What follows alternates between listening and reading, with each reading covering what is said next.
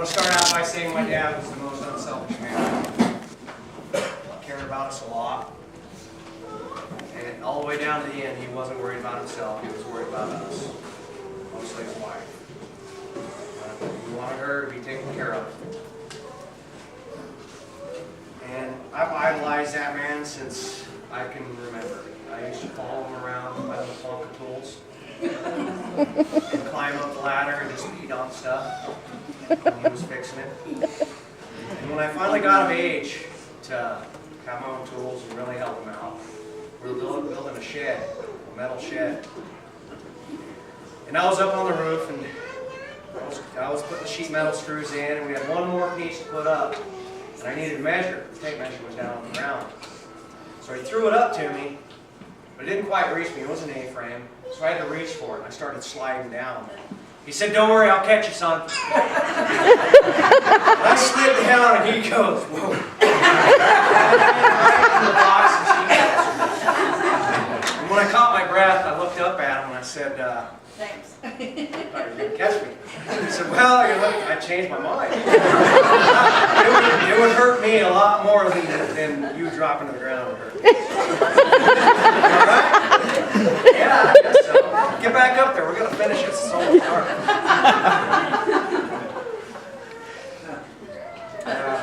He wasn't really known. He was known for a lot of things, but patience wasn't one of them. He wasn't very patient. And I remember flying in from Pennsylvania to go to Hillary and Levi's wedding. And Marty and Donna were coming in from Boston. They were about an hour behind me. And his brother Rick was picking them up. And I got a call from Marty saying, "Hey, my dad's there. We're gonna be landing about an hour behind you. So just wait, and then we'll wait there, and we'll go out and eat." I said, "All right." I get off my phone, I grab my luggage, I got my guitar and my suitcase in my hand. And I walk out the front doors of Sky Harbor.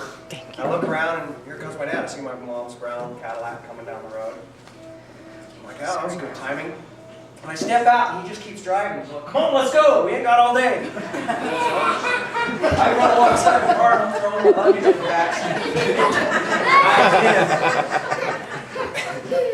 I go, "Hey, Uncle Rick's down there, and he wanted us to wait for him and hang out with him and then go to eat." "Well, just call him up and tell him we'll meet him at Macayo's. I'm not waiting at the airport. Let's go eat." Uncle Rick comes in. "What happened? Didn't want to wait?" "Not really." I got a bunch of stories, but I'm going to stop at that. So we don't have. I'm going to give somebody else a turn. Thank you.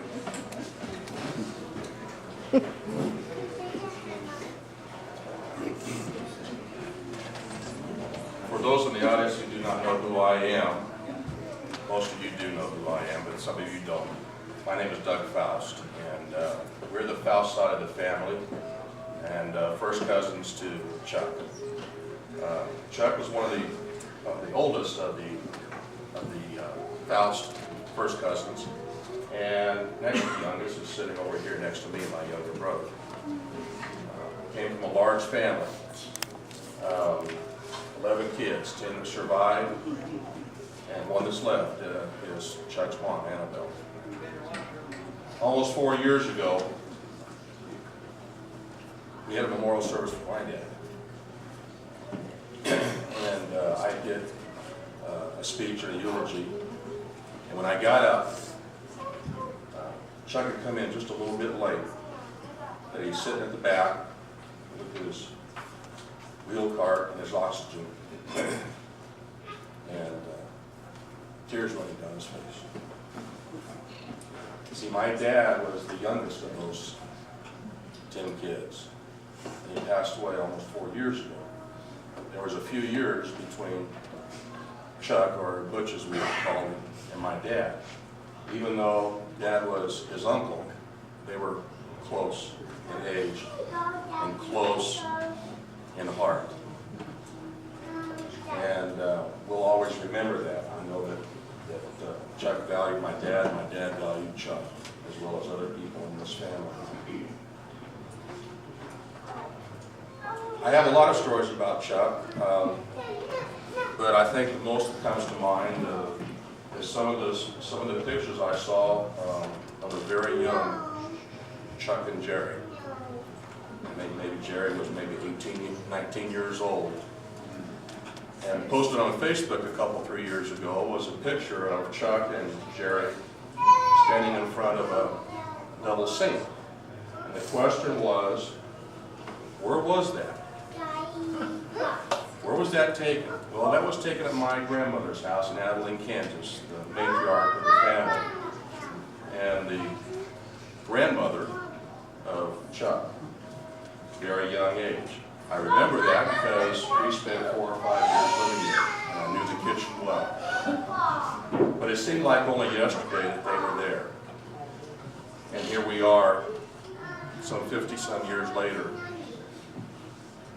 at his memorial service. There's a lot of things I could tell about Chuck. One of the favorite stories both my dad and Chuck talk about was the famous 4th of July mortar. And most of you know the house in Abilene is a pretty good sized home, and across the street was the high school football field where my dad played football and where Chuck played football in Abilene before they moved out to Phoenix. When they were little, they got this great big old pipe, and they'd take empty cans and they'd fill a cherry bomb down and throw a can down there and see how far it could go. Well, Chuck was just a little thing. And my dad threw a cherry bomb down in a can, and Chuck wandered in front of it. And as the story goes, and as the scar proves, my dad pushed Chuck out of the way as it went off, and it sliced his arm here down to the artery because it was pumping blood. One says, "I saved your life," the other says, "I would have gotten out of the way." We'll never know. It's a good story to tell because they grew up together in a lot of respects. My dad came out here in 52 and stayed out here and got married. And it was shortly before that time, I believe, that Reese and Ann came out to Arizona. And they both stayed. And so we grew up together, the Wilsons and the Faust side of the family, being a very large family, but not too many in Arizona. It was more the Wilsons, and we were close, and we are close. And we grew up together playing, of all things, roller hockey. And Chuck, if you could see the pictures, was a great hockey fan. He let us know every weekend at the Roadrunners games by yelling expletives at the referees. And yes, referees were known as sweat hogs to Chuck, and he let it well known. But we had a roller hockey team that consisted of Chuck as our goalie, homemade pads, homemade face masks. That was a tough thing for Chuck to handle because it was plexiglass and they'd heat it up and then stick it on his face and they'd form it. You know, and it was hot. You'd hear him yelping the whole time. But he had a form-fitting face mask, and the team was Chuck as our goalie, my dad, and Rick, and myself, and my brother, and Bob, and we had a good time until we got kicked off the property. If anybody goes by 48th Street University today, yesteryears, it was a nice, great big slab with a roof over it and desert around it, and a bunch of idiots playing hockey on Saturday morning. It was us. It was good times. We had a lot of good memories, and I'll always cherish those memories. What I would like to say to the young people out there is that cherish this time, because it seems like yesterday we were just all very young. I was 8, 9 years old running around with a large, large family. Chuck and Jerry just newly married, and everybody young. And it goes by so fast. Here I am, one of the youngest of the grandkids and the first cousins at 58 going on 59. And before long, there won't be much of us left. It'll be you making memories just like it is now. Cherish those memories because they go by fast. And all they are is memories after that. Celebrate Chuck's life here today. And I hope that we do so in a good, positive manner. One thing that I would like to do before I turn it over to anybody else is I'd like to read the Psalms, the 23rd chapter. It's an old golden oldie, but I think that it would be appropriate at this time. You have to excuse me, I have to get my glasses on. We all know this. It says, "The Lord is my shepherd, I shall not want. He maketh me to lie down in green pastures. He leadeth me beside the still waters. He restoreth my soul. He leadeth me in the paths of righteousness for his name's sake. Yea, though I walk through the valley of the shadow of death, I will fear no evil, for thou art with me. Thy rod and thy staff, they comfort me.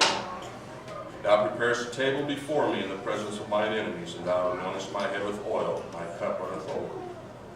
Surely goodness and mercy shall follow me all the days of my life, and I will dwell in the house of the Lord forever." Cherish the moments on this earth, because we're here only a short time.